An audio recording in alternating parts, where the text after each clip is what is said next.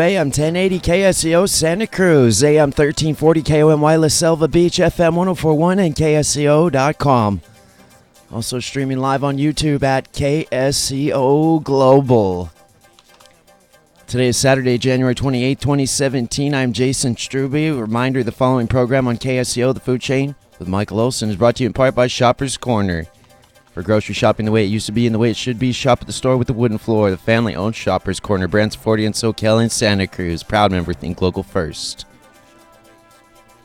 And by Knox Garden Box. Get off the ground and grow your garden anywhere you have a little sunshine. KnoxGardenBox.com. And RV Service Center, offering service rebates equal to your insurance deductible on all RV repairs at 2525 Mission Street, Santa Cruz, and Metro Farm. The PMA Ben Franklin Book of the Year and the Guide to Growing for Big Profit on a Small Parcel of Land. Traffic looking pretty good so far. Major roadways moving at the limit, 117, 101. Fantastic. 30% chance of rain today, mostly cloudy overnight. We'll see a high near 60 for today, overnight low 47, and tomorrow sunny. At least partly so, with a high near 60 degrees. Boaters forecast including a small craft advisory in effect through tonight.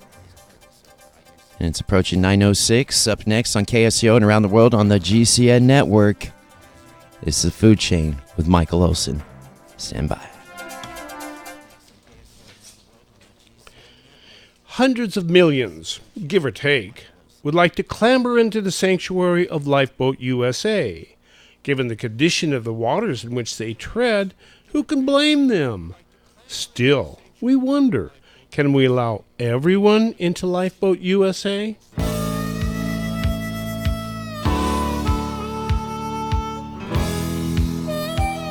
Welcome to the award-winning Food Chain Show with your host, Michael Olson. Now, get ready for an hour of What's Eating What radio. Well, hello out there. You are tuned into the 1090th edition of the Food Chain right here on the GCN Radio Network. Or hey, perhaps you're among our friends up there in Aberdeen who are tuned in as we stream along in the Food Chain page at metrofarm.com. Well, whoever you are and wherever you are, welcome aboard. I am Michael Olson, your host for this hour of What's Eating What Radio, with engineer Jason Struby on the boards. Hello, Jason. Pleasure to be with. Thank you very much for being there, flying the plane today. Also, intern producer Olivia Duncan is here with us. Olivia, I have a question for you. What's up? Is it illegal immigrant or undocumented immigrant? I strongly believe it's undocumented. I don't think it's such a matter of geopolitics as it is about human decency. Okay, there you go. Well, folks, today we are going to play along with the late ecologist Garrett Hardin's lifeboat ethics. So pull on your life jacket and get ready to get wet. Our ship is sunk, but fortunately we have succeeded in clambering into a lifeboat. There are 50 of us in this lifeboat and room for another 10. But our lifeboat is surrounded by hundreds of people treading water and crying out for help. And so now we are faced with some life and death ethical dilemmas. First of all, do we allow everyone to clamber into the sanctuary of our lifeboat? And if we do, what will happen when one too many clambers in? Second, do we paddle among those crying out for help until we find 10 strong enough to row our boat? And if we do, what happens to all of those crying out for help? And finally, number 3, what do we do with all of those other people in the boat who insist on pulling more people out of the water and into our boat, contrary to our demands? So, do we allow them to keep pulling people into the boat until we get one too many? And what happens if we do pull one too many into the boat? Those are the questions we're looking at. You know, folks, we citizens of the United States have been relying on the labor of illegal immigrants to grow our food, cook our food, and wash our dishes. Because we have been relying on this so long and to such a great extent, we have lost our ability to control all the immigrants who now do clamber freely into our country in spite of laws to the contrary. The limits suggested by Garrett Hardin's lifeboat ethics lead us to ask today, can we allow everyone into Lifeboat USA? Well, here to help us out today we have Matt O'Brien, who is the Director of Research for the Federation of American Immigration Reform. Matt, welcome to the Food Chain. Thank you very much for having me. So you've been in the immigration field for a long time, haven't you? You worked for your former chief of the National Security Division of the U.S. Citizenship and Immigration Service, Assistant Chief Counsel, U.S. Immigration and Customs in the New York District, Director of Research, Federation for American Immigration Reform. So been around the immigration business for a long time. Yeah, for about 2 decades. And I also spent time as a private practice immigration attorney representing people who are trying to immigrate to the United States. I have experience from both sides of the issue. Both sides of the issue and that's a good one. So, well, I guess there are two sides to this issue, and we kind of wonder about it. It seems like, first of all, what is the Federation for American Immigration Reform?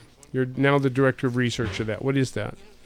The Federation for American Immigration Reform is a 501c3 nonprofit educational organization, and we are dedicated to educating the public on the immigration issue and what impact it has on national security policy, on economics, and on the lifestyle and culture of the United States. Good. And we always like to ask who pays the way. Sure. It's funded by member donations and donations from private individuals who are concerned about the issue. Good. Well, it seems to this observer, at least, as though the borders of the United States have been dissolved and any and all have been invited in to partake and have their fill of the USA. Am I wrong? No, you're 100% correct. FAIR believes that a country that can't control its borders very rapidly will cease to be a country. And we seem to be in a situation, especially if you look at the news coverage following the Trump executive orders, where people somehow seem to think that people outside of the U.S. with no connection whatsoever to the United States have a legal and constitutional right to come into the U.S. And that's dangerous. We have a right to control our borders. The function of a government is to secure the security, safety, and to a certain extent, the ability of its citizens to earn a living from an economic standpoint. And if the government's failing to do that, we're in big trouble. Well, what you say kind of rings true. I was watching, one of the riots consequent to Trump's decision. And what I heard some of the rioters say is the demand to dissolve the borders. No more borders, no more borders, no more borders. Has there ever been a country in the history of the world that has not defended its borders? There has never been a country with open borders because if you think about it, a country is defined by its borders.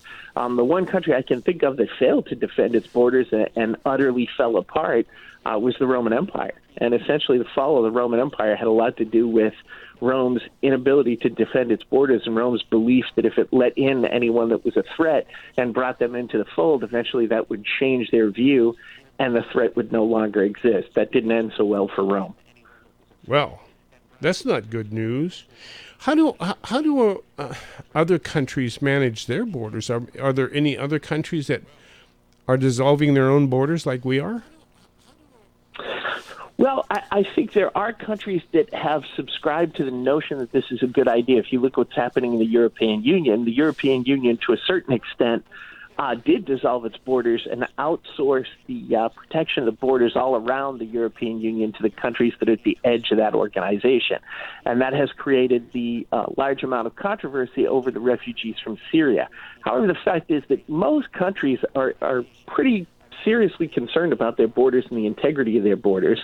And a lot of countries, even the ones that the U.S. is allies with, are interested in using their borders as a manner of enforcing their culture and their linguistic preferences, as well as preserving economic benefits for their citizens. So some of the countries that come to mind are Japan, South Korea, Mexico, Switzerland, who all have pretty serious immigration regulations. But meanwhile, a lot of these places are criticizing the United States and saying that it should change the way that it handles its borders, even while America remains the most welcoming country in the world. Well, I guess two countries come to mind as kind of defining what you've just said. One is Japan, which is very serious about not letting anybody in, or at least to be a citizen or a resident. Japan has very, very serious immigration regulations. It significantly limits the number of people who are able to live in Japan who are foreign nationals. Most of them are temporary visitors, what we would call non-immigrant visitors here in the United States. The majority of the people that are allowed to immigrate permanently are people who are married to Japanese citizens, and then even in that situation, it's very difficult for those people to obtain citizenship. And Japan has had a problem for a long time with both South Korean and Brazilian minorities that came to Japan to work in a variety of the industries there. And they have large groups of people who are actually born in Japan who are of these other ethnicities who are not permitted to become citizens of Japan. And Mexico. It seems to me like Mexico is governed by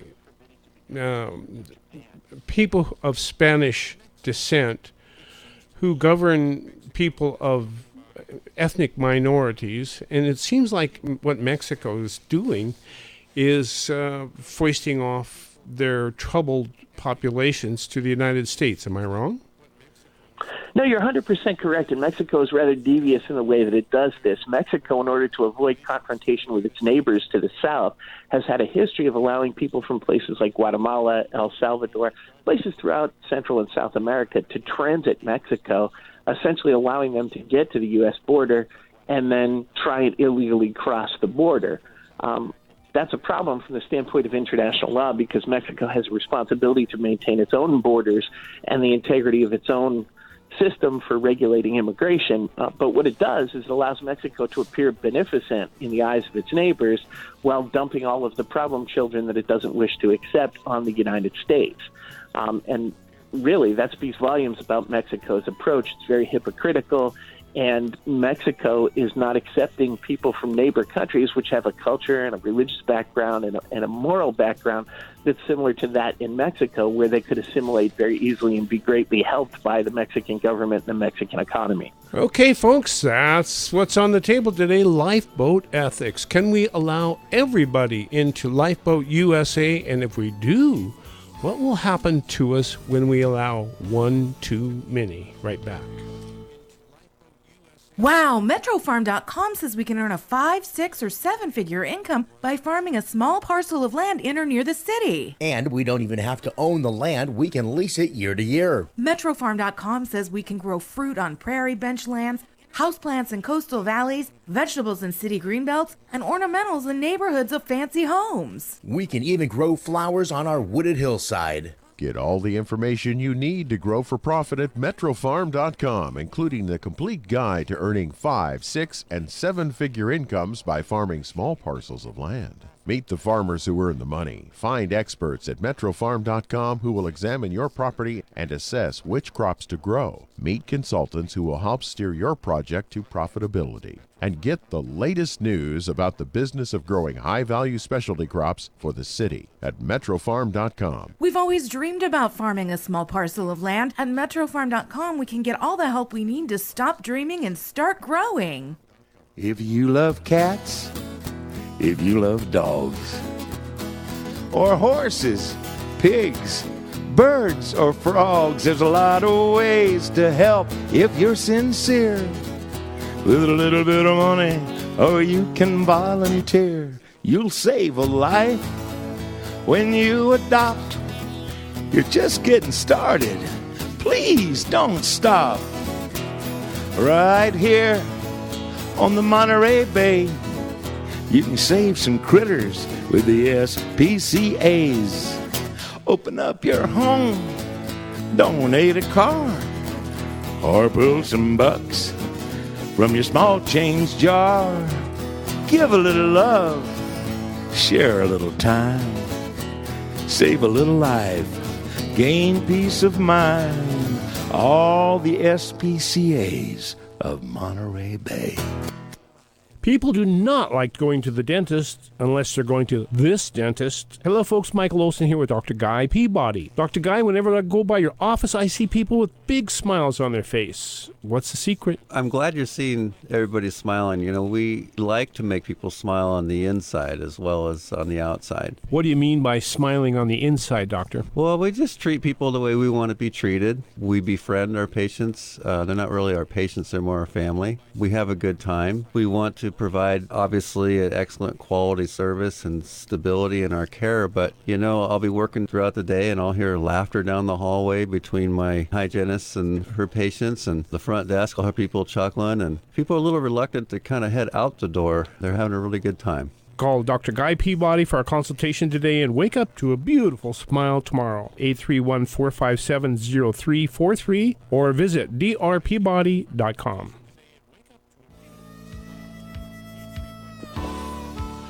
Well, folks, our ship has sunk. Fortunately, we managed to climb into the lifeboat.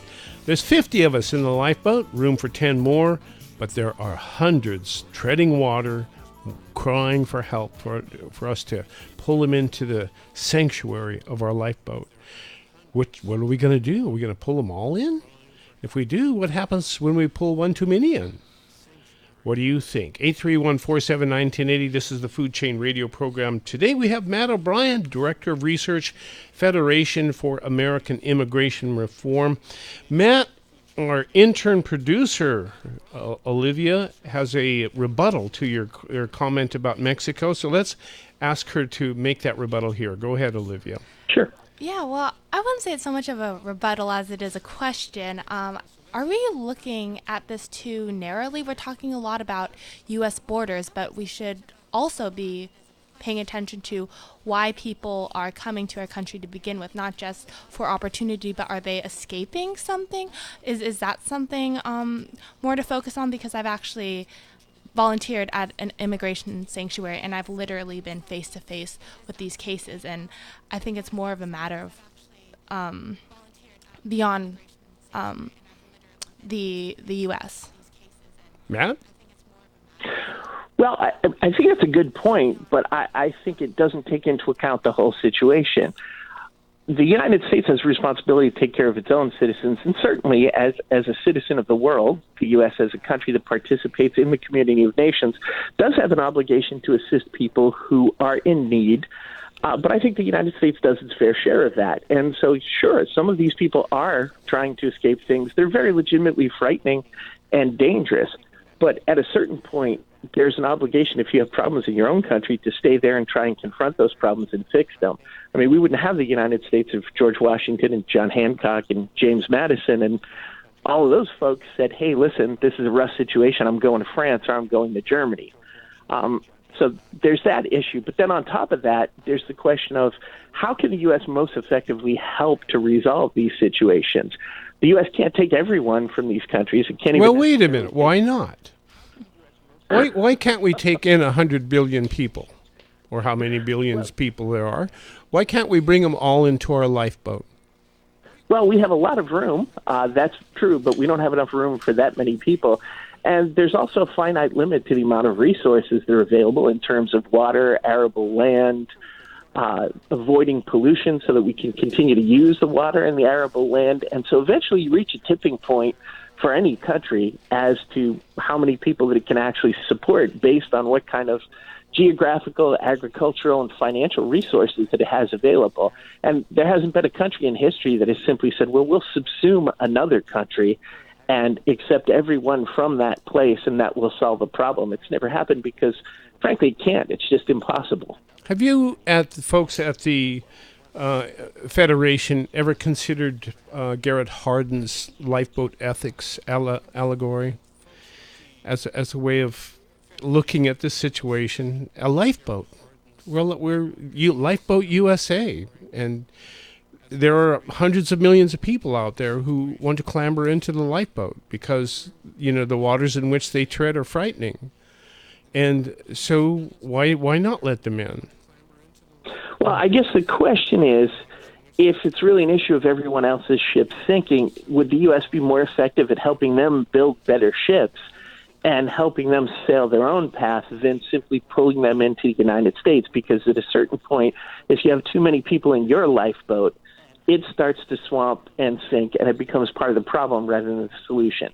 There seems to be two streams of logic behind allowing for unrestricted immigration that we have going on right now. One of them is a altruistic notion that we need to help people. We need to help everybody who needs to be helped. I saw a letter from a Lutheran bishop who was chewing out President Trump for stopping, putting a temporary hold on immigration, and saying, it's our duty to help everybody that needs to be helped. And there seems to be one other motive, and that seems to be political in nature, wherein you invite everybody in and they become dependent upon you, and therefore they will vote for you. Are there any other reasons for allowing for unrestricted immigration? No, I think you hit the nail on the head. Politically speaking, there is a belief that everyone will come in, become dependent upon you, and vote for you ad infinitum, thereby ensuring one-party rule in the United States, which is not how our system works. But as the wider ethical issue, I think you have to take into account that if you take on too great a burden, then you're not actually able to assist anyone else. So you have to look at how can you most effectively utilize your own resources to assist other people. And let's face it, we in the United States here have a wonderful life. We have that because as a nation we've built it, and we've hewn to certain political and moral principles that have allowed us to build that life. And I think that does impose an obligation on us to assist other people in other countries. But the question is, does that make the United States responsible for the fate and the destiny of every nation in the world? And I think it certainly doesn't. And if the United States overloads itself with people to the point where it can no longer function and be the country that it has always been, it's not going to be able to assist anyone. So we have to take a realistic look at how can we help to solve these problems, and in so doing, where do we actually need to relocate people here in order to protect them, and when can we actually assist them where they are, where their culture, their basis, their life, and the things that they're familiar with exist, because it's much easier for people to correct their own situations when they are around all the things and people that they're familiar with than it is for them to come to the United States and assimilate. And if you accept too many people too fast, then they don't assimilate, and you create the very same problems that they're in their own countries here in the U.S. Now, quick question before we go to the phones. I've heard that there was no illegal immigration or documented immigration, as whatever the case may be, into the United States somewhere between like the 1930s and the 1960s. And I've heard that the reason for that was that the United States accepted so many immigrants at one time, it needed to allow them to assimilate. It seems to me like the immigrants that we're hosting now are not assimilating, but rather gathering in enclaves and holding on to who they were before they came here. Make sense? Or am I... No, I think that's accurate. The immigration was somewhat less. We never actually ever shut off immigration. We accepted a large number of people after World War II. We accepted refugees after Korea. We did the same thing after Vietnam. I think the difference now is we're accepting people in such large numbers that it's very possible for them to live in enclaves where they continue to live as if they were in their own countries rather than in the United States. And through no fault of their own, what it does is it puts them in a position where there is no incentive to actually begin to integrate into U.S. society and become a part of the wider U.S. population. And so what you see happen is those people tend to suffer economically because of their inability to communicate in English. Their children, on the other hand, tend to assimilate at a much higher level. So what we want to do is we want to simply manage the process so that we are not excluding the very people that we invited here to the United States from participation in the American dream. If we're going to have an immigration policy, we should want the people that we allow to come here to be successful and give them every opportunity to do so. Oh, that takes us to the second question in the ethics. Is that should we row among those who are treading water and look for those who are strong enough to help row our boat. Well, let's go to the phones really quickly and pick up Dick, who has a question. Dick, welcome to the food chain. Yeah, hey, nice to hear Mr. O'Brien, and hi, Mike. Yeah, the 1800s Wild West expansion's over. Our immigration quotas are way too high, both for H-1Bs and for illegals. And my question is, I know we're beating on the left here, and I'm 100% confident that Trump is going to fix this. But I know why the left really has no idea. Here, put your question out really quickly, and we'll pick you up on the other side.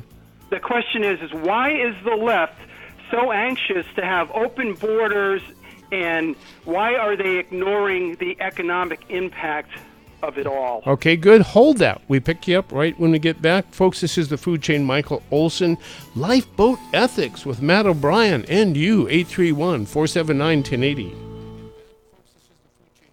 Alan Lundell, a.k.a. Dr. Future on KSCO Radio. 10 years ago, we bought a house out in Boulder Creek. It was a gamble because we love to be around bandwidth and power. We found the perfect house with incredible view, but no bandwidth or power. I was very despondent. I was reading Wired, and I ran across this Silicon Valley executive who lived in the Santa Cruz Mountains, and he claimed he had bandwidth. He was getting service from some group called Etheric Networks. So I gave him a call. Etheric put a dish on our roof, and boom, we suddenly had amazing bandwidth. It's been 10 years now. We've been very, very happy with their service. KSCO Residential Special. Residential service up to 10 megabits per second, symmetric. That's up and down for $85 a month and $199 installation. With guaranteed minimum speeds and uptime, unlike our competitors. Etheric Networks. Call 650-399-4200. That's 650-399-4200. Etheric.net. That's ETHERIC.net.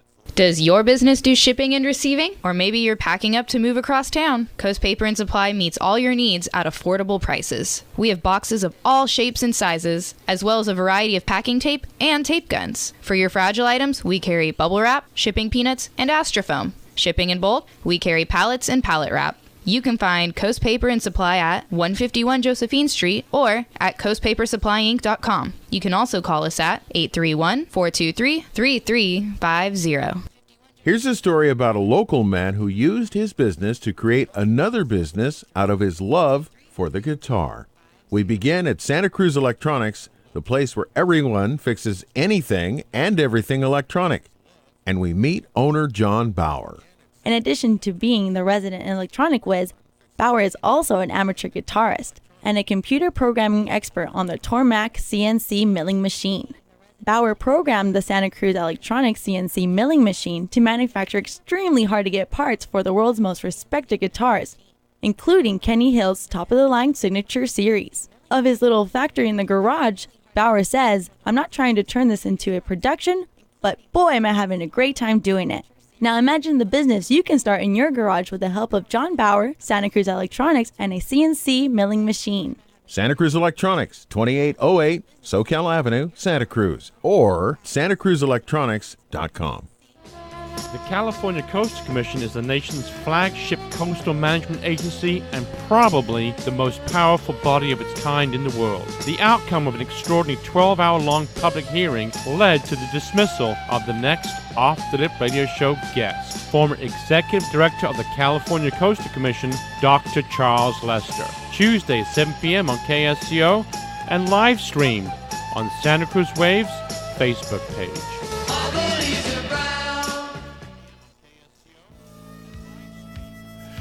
Welcome back, folks. You know, we live in a very beautiful, attractive nation in the world. We're very fortunate here. The good Lord gave us a lot to work with, and we've done a pretty good job of working with it. Not so fortunate other places in the world. Some say it's almost like USA's a lifeboat for the world, and so here we are. Our ship has sunk. We're in Lifeboat USA. How many people should we allow into our lifeboat? If we allow too many, what will happen to the lifeboat? Will sink, right? And so what else do we do? Do we row around and find others strong enough to help us row? What do we do with the people in the lifeboat who keep pulling everybody in and filling up the lifeboat to overcapacity. What do we do with those people? Those are questions that you could take and look at our culture and see that we are indeed Lifeboat USA. Do we let everybody in? Well, let's pursue our questioning. We're holding for Mike or Dick. Dick, you had a great question. Go ahead and rephrase it really quickly for Matt. Yeah, it is suicidal. The left is suicidal about this issue, and I want to be real clear that why they're doing it, and I want to know why they're not facing up to the okay, let's say economic- first, why do you think they're doing it? I think they're doing it for voters and staying in power. That's simple as that. And now the young are all taught that America is the cause for the world problems, and we, like you said, are ethically, they're being taught this stuff that we're ethically responsible. Our university intern, Olivia Duncan, is nodding in assent at what you're saying. Olivia, is that true? Only with the last part that you were saying about the U.S. involvement in other countries and regions' politics, for sure. So it's all our fault that the world that the world's ship has sunk and people are in the water. It's our fault. Therefore, we should bring them all into our boat. I would say we have a large part to play in it, but... Okay. That's Good. just revisionist history. That's all that is. Good. There's been conflicts all over the world. I don't want to get into that, but I'd like to hear from Mr. O'Brien. Why is the left ignoring the economics of just open borders, and do they think that we can print money forever and the dollar will just save everybody in the world? Okay, thank you for your call, Dick. Really appreciate it. Matt? Sure. Well, if I can start with Dick's last point, he's right on the money, pun intended. Margaret Thatcher once said the problem with socialism is that eventually you run out of other people's money. And one of the fundamental economic principles in the United States has always been that the state should be involved minimally in the economy and that people should be entitled to drive their own economic destiny. And so what you have with this problem overall is I think that most younger people have been taught that the United States is responsible for all the ills in the world, and they haven't been given a lesson on how much good the United States has been responsible for bringing to the world. And so there is a belief that because the U.S. is wealthy and because the U.S. is doing well, that it then has a responsibility to fix everyone else's problems and to pay for everyone else's problems, when really it's a question of worldview. And if you look at it as the U.S. is doing things correctly and we have a pool of talent, then yes, we can assist the rest of the world in fixing the problems, but we should not be directly responsible for fixing the difficulties that other people in other nations have wrought for themselves. Mary, go ahead. You're on the Food Chain Radio program with Matt O'Brien of the Fair. Go ahead. Yes, hi, and thank you for the show. I would like to know if you know the statistics of citizens already of the U.S. who are living in poverty, because I understand from many of the readings that I have done that there's some 40 to 50 million people on food stamps, and those people are living in poverty already within the U.S.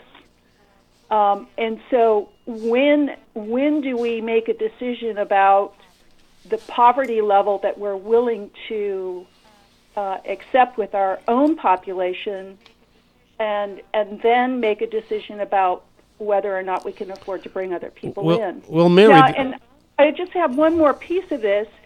I was looking at a city, Dearborn, and it's a population of Muslims. They've been brought in. They're given health care, living accommodations. They're given education. In many cases, they're given cars and so on and so forth. And it turns out a lot of these people have a lot of money. In fact, they carry their Prada purses in with their medical cards at taxpayers' expense to doctors, drive around in nicer cars than I have. And I'm just wondering, at what point do we really make an effort to take care of those people who are in the boat and while we bring others? And I would suggest that we're probably breaking the backs of middle-class America with taxation. and pushing them towards the poverty level with our lifeboat ethics. And I think it's upside down. Thank you, Mary. It's kind of as if we jump in the water with everybody else. Matt, how would you respond to Mary? Well, to answer Mary's first question, I think the time is now, and I think that the American electorate spoke very clearly in the last election that they're not willing to tolerate any more poverty. They want Americans to be the first consideration of the United States government, and they want the government to be preoccupied with helping to maximize the opportunities for Americans to be successful in America. Regarding the situation in Dearborn, Michigan, this has been a problem in our desire to be beneficent to the people that we invite here. We very frequently allow them benefits that we would not allow to Americans who have been paying into the system for years. There's problems with fraud. There's problems with the fact that the legislation is too generous.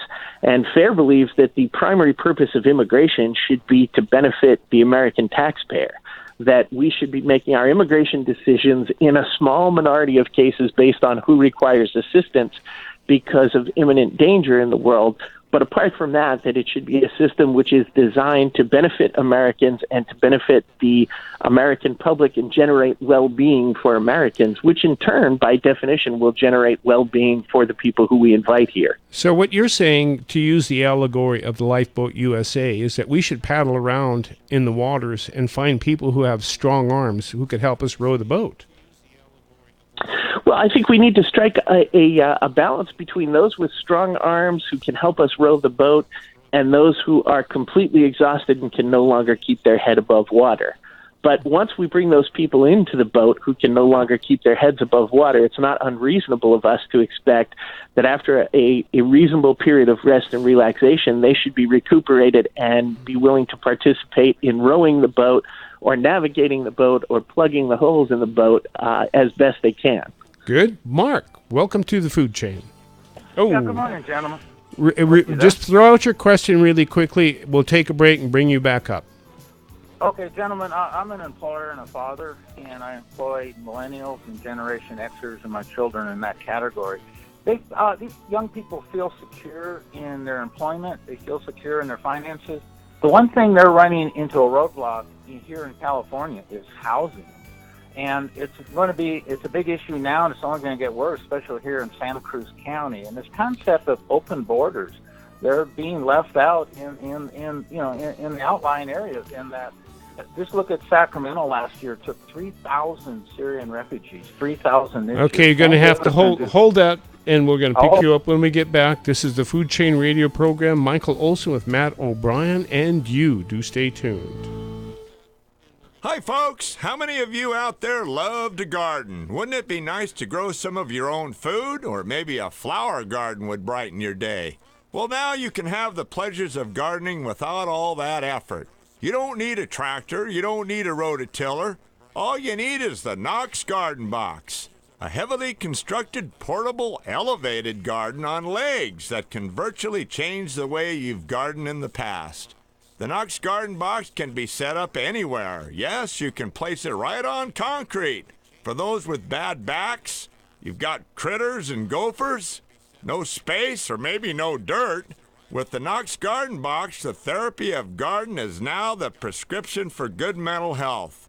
The way to find your fabulous Knox Garden Box is by logging on to knoxgardenbox.com. That's KNOX, gardenbox.com. Or by calling 831-461-9430.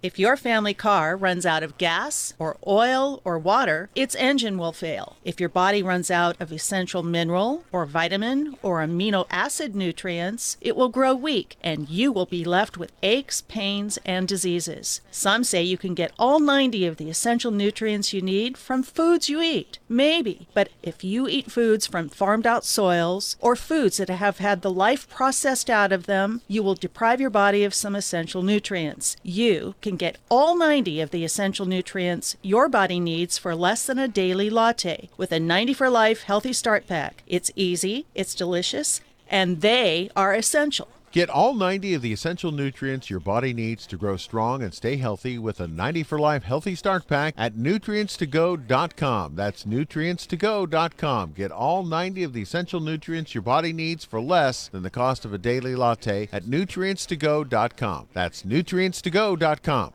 We're on the farm with Joel Salatin. Would you like to buy homemade soup, backyard chicken, and the neighbor's artisanal lunch meat? The Farm to Consumer Legal Defense Fund protects your right to acquire the food of your choice from the source of your choice. I'm Joel Salatin from Polyface Farm, and I urge you to defend the right of neighbors to engage in direct food commerce. Join today at farmtoconsumer.org, the food of your choice from the source of your choice. That's farmtoconsumer.org. Farmtoconsumer.org. Thank you.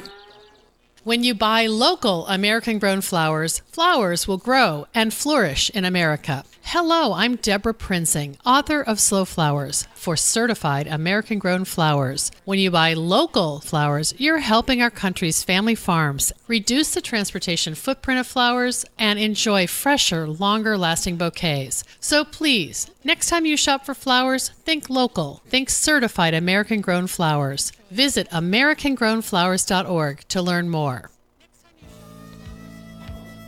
Welcome back. This is the Food Chain Radio Program. Michael Olson we have Matt O'Brien is the Director of Research, Federation for American Immigration Reform. We're talking about lifeboat ethics. Folks, our ship has sunk, but we are in the lifeboat. What do? There are 50 of us in the lifeboat, room for 10 more, hundreds in the water, treading water, yelling, screaming, begging for help. Do we let them all in our lifeboat? And if we do, what happens if we let one too many? Do we paddle around amongst them and find 10 who are strong enough to help us row the boat? What do we do with the people in the boat who keep pulling everybody else in, despite our pleas not to? That's the ethical questions involved in lifeboat ethics, and that's what we're working with today. We have Mark has tuned in. Not enough housing, right, Mark? Well, yeah, it was interesting to hear your producer and intern speak, because I assume they're either millennial or Gen X, and sort of have the philosophy of the open border. But I think they should be a little more pragmatic in their outlook, in that they want to remain in the Monterey Bay Area. There is no housing. If you want to commute to work, Highway 1 is a joke.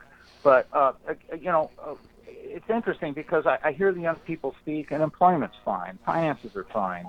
Life is fine except for one basic need, and they have nowhere to live. And if we continue with the open border, these people will want to live somewhere, and they will be competing for housing with our children. Okay, that Olivia's chomping on the bit. Olivia, go ahead. Mark, you are right. I am a millennial. And I am an immigrant, actually. We're talking about housing and all these issues, I feel like, that already exist. Housing, poverty. Is immigration really going to... I mean, it is going to influence it that much, of course, but also shouldn't we be focusing on those issues independently of immigration? Isn't it part of a larger system, all these interconnected bits, and immigration is just the hot topic of the day? Oh, well, that's an interesting... Mark and Matt. Well, the solution being proposed in our county is high-density housing. On SoCal Avenue, they're going to be building these 5-story megastructures, and I don't think it fits the environment that we envision for our community. Nor any place else in the world. Yes, there is an answer, but is it the answer we want? Okay, thank you very much. Matt, how would you answer Olivia's objection? Well, I think that Olivia's not taking into account what the real nature of the problem is. You're talking about California, and particularly in the coastal region, which is already one of the most densely populated areas. Well, no, actually, we're talking everywhere. Well, definitely. But I think the issue is, if you're taking, and you think about immigration, generally speaking, where are people going to go? They're going to go where jobs are, and jobs are located where people are. So that means you're taking areas that are already densely populated with a local population, and you're increasing the number of people who are there. Now, if you're talking about people moving in response to, from within the United States to an environmental or an economic crisis, those are all things that, various communities and municipalities would begin to take some kind of action to correct. But because of the political correctness, when it involves immigrant groups, there's no action taken to correct that. And of course, the action that should be taken to correct that situation when you are finding your population too swelled by immigration in order to be able to accommodate it is to simply enforce your borders and not let the people come in who are attempting to enter illegally. So is this a problem that comes up in other contexts? Sure, but it's certainly a problem that's being made worse at the present time by the unprecedentedly large numbers of people who are immigrating to the United States, both legally and without authorization. Terry on the line, fire away. Yes, Michael. I'm appalled at how both the left wing and sometimes the right wing fail to look at the big picture and to look at how we got here into these trends. What's the big picture? Recognition was made by the Dalai Lama on this point. When asked about shouldn't we also show great compassion for the impoverished, overpopulated third world, the Dalai Lama's wisdom was, speaking of Mr. Compassion, he said those who have too many children, meaning children they cannot themselves feed and support. Why, he said to the third world, do you have children you yourselves cannot feed, house, clothe, and provide long-standing future economic opportunities to? Having children the world cannot absorb is an act of not compassion, but of inflicting harm and suffering on others in the future. Ooh. Matt? Well, I think that there certainly is an element of responsibility in this, and one of the reasons that the United States lives in the situation it lives in is because people in the United States have a tendency culturally, and I think logically, to try and live within their means, plan families that are in sizes that they can actually support, and, generally speaking, to take responsibility in their immediate neighborhoods for trying to help care for their neighbors. Americans are the kindest people in the entire world when somebody experiences a difficulty in showing Christian charity to their neighbors. But I think that the problem with this whole debate is the United States goes above and beyond every other country in the world in terms of showing Christian charity. And just as an example, if we look at the Trump executive order, so this has been classified as a Muslim ban. Well, the fact is it covers 7 nations, which constitute less than 10% of the Muslim world. The remainder of the Muslim world, out of the 51 Muslim nations in the world, 44 of them aren't affected. And since the September 11th attacks, when one might have expected all immigration from the Muslim world to be shut down, the United States has admitted about 2 million Muslims, which includes lawful permanent residents, asylees, and refugees. And that doesn't even include the numbers of temporary visitors who come here to work on H-1B or L-1 visas. So I think when you take a look at this, yes, there is an element of responsibility outside the United States, but as far as its ethical obligations, I think the United States has met and exceeded all of its ethical obligations, and it's perfectly reasonable for the United States to stop at this point and say, listen, if our generosity is making our security suspect, if we think that our generosity... Right back. Do stay tuned. Get this, you can earn a 5, 6, or 7-figure income by farming a small parcel of land in or near the city. You can be old or young. Rich or poor. Married or single. You can own land outright. Or lease it year to year. You can grow small fruits on prairie bench lands. Houseplants in coastal valleys. Flowers on steep wooded hillsides. Vegetables in the city greenbelts. And ornamentals in neighborhoods of fancy homes. Get all the help you need to get growing at metrofarm.com. Get the complete guide to growing high-value specialty crops for the city at metrofarm.com. Get experts to look at your land and assess which crops to grow at metrofarm.com. Get advice on how to plan and develop your project at metrofarm.com. And get news about the business of farming for the city. Yes, you can earn a 5, 6, or even a 7-figure income by farming high-value specialty crops on a small parcel of land in or near the city. Grow for the money today at metrofarm.com. That's metrofarm.com. They say we spend $25 billion a year sweating it out at the gym. Sweat contains some of the essential nutrients your body needs to grow strong and stay healthy. If you sweat these nutrients out and fail to replace them, your body will begin breaking down. Some say you can get all 90 of the essential nutrients from the foods you eat. Maybe. But if you eat foods from farmed out soils or foods that have had the life processed out of them, you will deprive your body of some essential nutrients. You can get all 90 of the essential nutrients your body needs for less than a daily latte with a 90 for Life Healthy Start Pack. It's easy, it's delicious, and they are essential. Get all 90 of the essential nutrients your body needs to grow strong and stay healthy with a 90 for Life Healthy Start Pack at nutrientstogo.com. That's nutrientstogo.com. Get all 90 of the essential nutrients your body needs for less than the cost of a daily latte at nutrientstogo.com. That's nutrientstogo.com. The original Stagnaro family has been in business since 1879. The Stagnaro name stands for quality, quantity, and great service. The family's Gilda's restaurant on the Santa Cruz Municipal Wharf is still the fishing headquarters of the Santa Cruz area. It's where fishermen gather each morning for coffee and breakfast before heading out on the bay. Stop by Gilda's and say hi. Dino looks forward to meeting you at Gilda's on the center of the Santa Cruz Municipal Wharf. The following program is being brought to you on the Voice America Business Channel. For more information about our network and to check our additional... AM 1080 KSCO.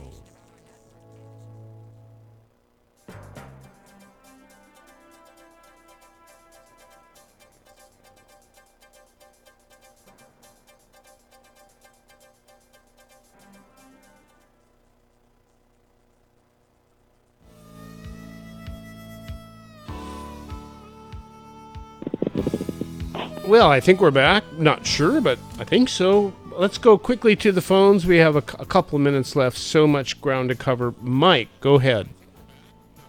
Hi, guys. The lifeboat is full.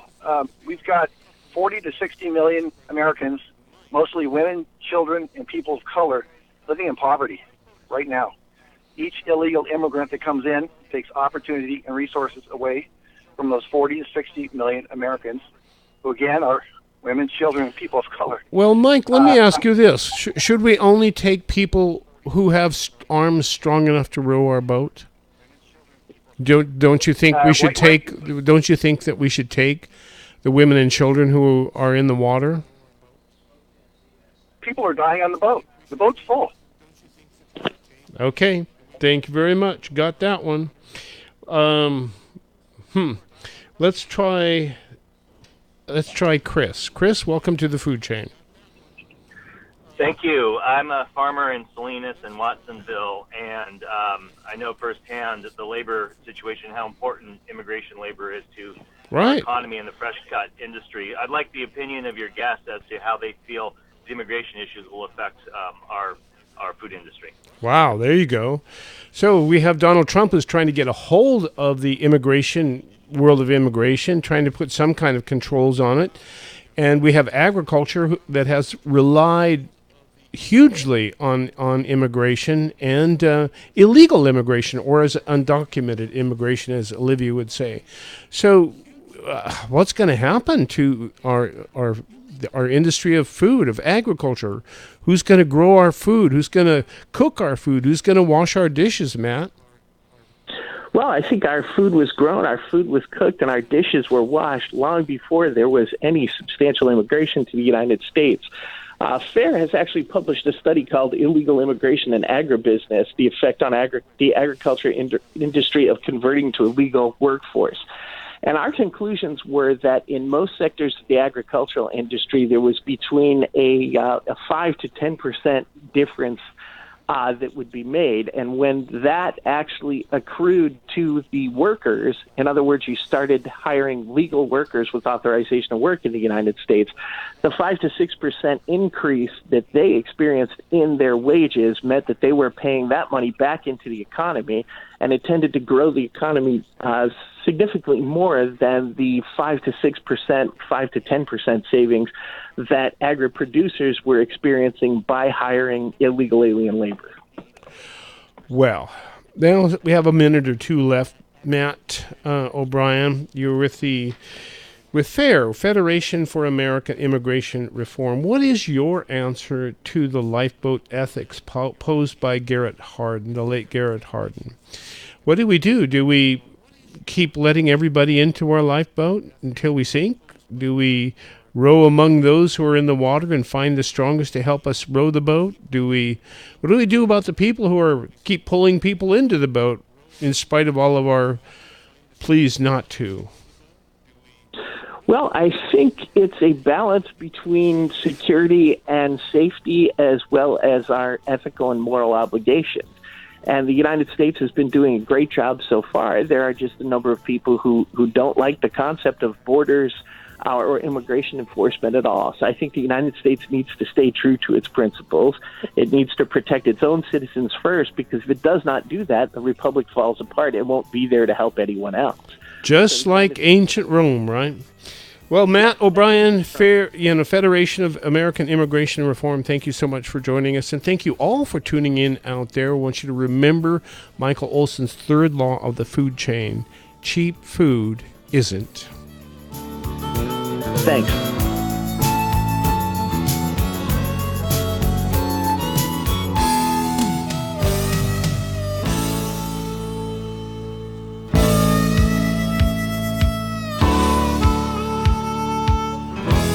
You've been listening to the award-winning Food Chain Show with Michael Olson.